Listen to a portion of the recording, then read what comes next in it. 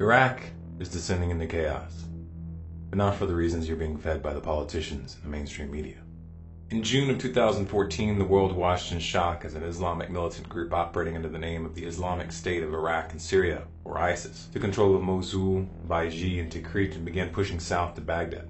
Fallujah has been under their control since January. Iraqi military and police put up very little resistance in spite of the fact that they greatly outnumbered the militants. Most fled their posts and left their uniforms and weapons behind. Those who didn't were killed. ISIS, whose stated goal is to erase the border between Syria and Iraq, to establish an Islamic caliphate encompassing both countries, and to impose Sharia law, already holds vast swaths of territory, and they are rapidly gaining ground. How did this happen? That's an extremely important question. How you answer it will determine what comes next, not just in Iraq. That's why the media spin doctors and politicians are out in force, attempting to rewrite history and turning reality completely on its head in the process. For example, we have people insisting that this is happening because the US and NATO failed to intervene in Syria. Well, that's a convenient answer, isn't it? The US and NATO have been actively working to topple Assad by arming and funding the Syrian rebels since at least 2011. This has developed into a bloody civil war which has attracted jihadists from all over the world. It has also created a vacuum of power which enabled groups like ISIS, Al-Qaeda, and Al-Nusra to organize and establish physical strongholds. The U.S. claims to only be arming the moderate rebels. However, the leadership of the Free Syrian Army, aka the FSA, has stated that they regularly carry out joint operations with Al-Qaeda and its affiliates. Up until recently, ISIS was a branch of Al-Qaeda. In February of this year, Al-Qaeda's official leadership publicly disavowed ISIS due to their brutal tactics. That's why ISIS is referred to as a splinter group. Furthermore, we know for a fact that the majority of the weapons and funding from the US and its allies are ending up in the hands of jihadists. And US officials have been aware of this since 2012. But don't take my word for it. Go read this article from the New York Times yourself. Do the math, folks. ISIS would have never gotten a foothold in Syria if the US hadn't weakened the Syrian government. And the weapons that they're using right now were most likely paid for with your tax dollars. But wait, this isn't just about Syria, is it? It's also about Iraq. Which brings us to the other deranged narrative that's being promoted right now. That this chaos is unfolding because the US military withdrew prematurely in 2011. You see, Iraq is in ruins and unable to defend itself because the US military left the party too early. It's not because the Bush administration and the mainstream media convinced the public that Saddam had weapons of mass destruction and was planning to use them. No, and it's not because the US invaded Iraq under these false pretenses, disbanding the Iraqi army and police and reducing the country to rubble in an attempt to put down the resulting insurgency. No, it's because 8 years of military occupation wasn't enough. Those who fought there, it's a punch in the gut to see your sacrifice was for nothing. But the occupation of Iraq was never going to end well. And the Bush administration knew that it wouldn't. But don't take my word for it. Let's take a look at this clip, Dick Cheney, from 1994. Do you think that the U.S. or UN forces should have moved into Baghdad? No. Why not? Because if we'd gone to Baghdad, we would have been all alone. There wouldn't have been anybody else with us. It would have been a U.S. occupation of Iraq. None of the Arab forces that were willing to fight with us in Kuwait were willing to invade Iraq.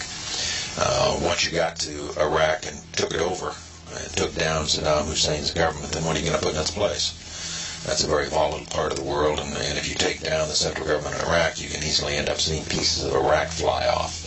Part of it the Syrians would like to have to the west. Part of eastern Iraq the Iranians would like to claim, fought over for 8 years. In the north you've got the Kurds, and the Kurds spin loose and join with the Kurds in Turkey, then you threaten the territorial integrity of Turkey. It's a quagmire if you go that far and try to take down Iraq. That was very astute, Dick. You accurately predicted the mess that you were going to help create in 2003. I would even venture to say that your predictions were more accurate than those who warned against this adventure. I'm impressed. Now you'll notice that the talking heads at the left and the right are both trying to frame this crisis as the fault of the other side. They're both right. Both sides of the aisle have blood on their hands, and this goes way beyond Bush and Obama. The United States has been tinkering in Iraq for a long, long time. In fact, it was the CIA that put Saddam in power in 1963. Don't take my word for it.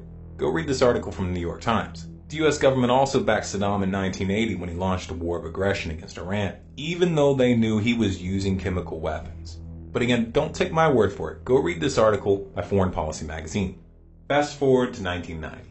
Saddam Hussein was embroiled with Kuwait over oil prices and borders. and he was preparing to take action. Given America's support in the war against Iran, Saddam had no reason to believe that Kuwait would be any different. But just to be sure, he decided to consult with Washington first. On July 25th of 1990, U.S. Ambassador to Iraq, April Glaspie, met with Saddam Hussein. In the meeting, Saddam described his case against Kuwait and told Glaspie that he viewed their activities as an act of military aggression. Glaspie responded by saying, quote, "We have no opinion on Arab-Arab conflicts like your border disagreement with Kuwait." And she reinforced this by saying, "This issue is not associated with America." Naturally, Saddam interpreted this as a green light. And 8 days later, he invaded.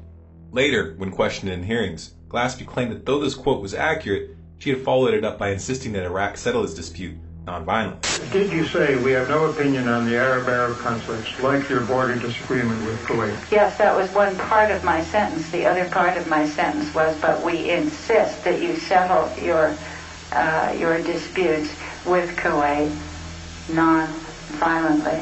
However, that's not what shows up in the transcripts of the conversation released by the New York Times.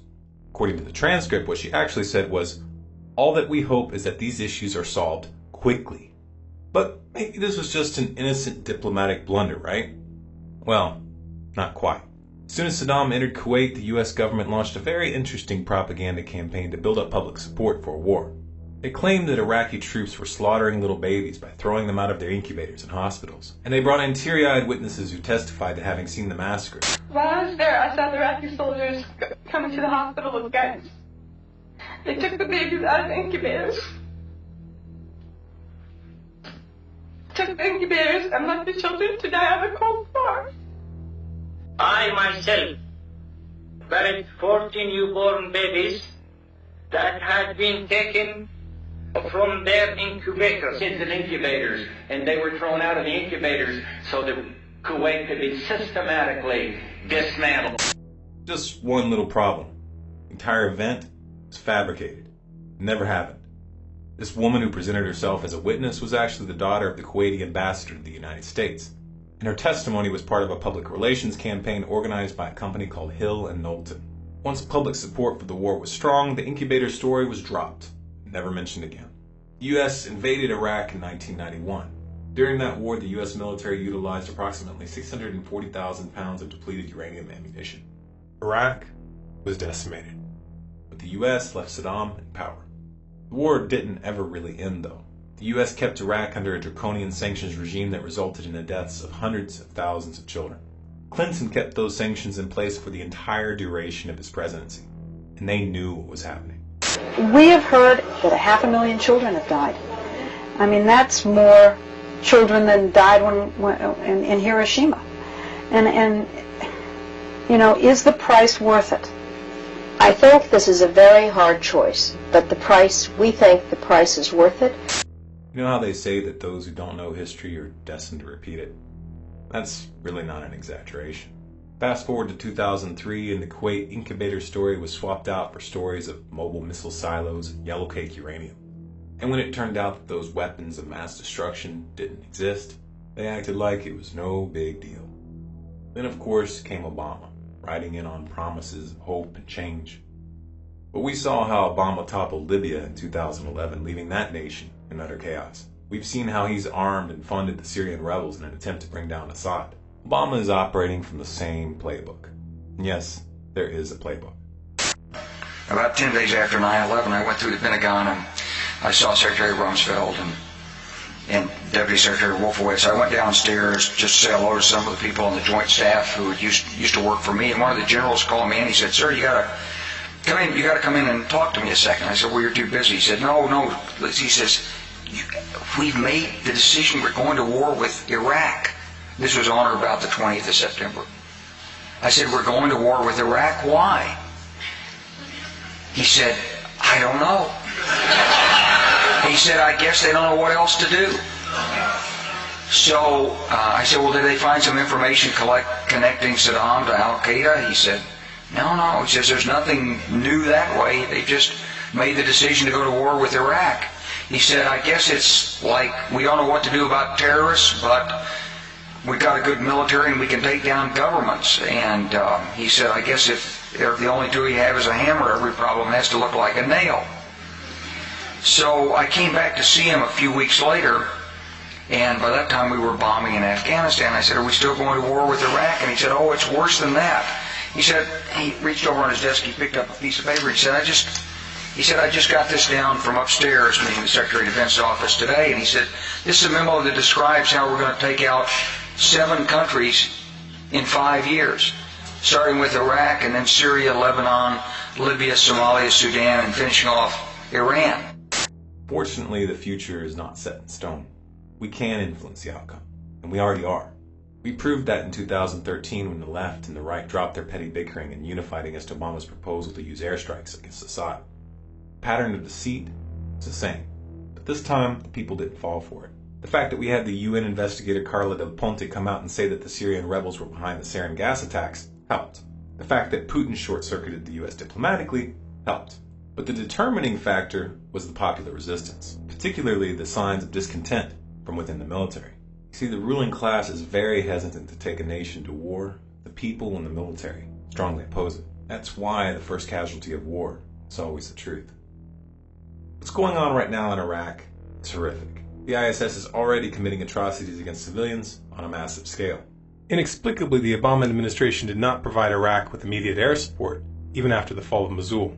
I say inexplicably not because I support airstrikes, but because on June 12th, the U.S. military conducted its second drone strike this month in Pakistan. Why would Obama refuse to act in Iraq when civilians are being massacred, while employing drones in Pakistan without hesitation?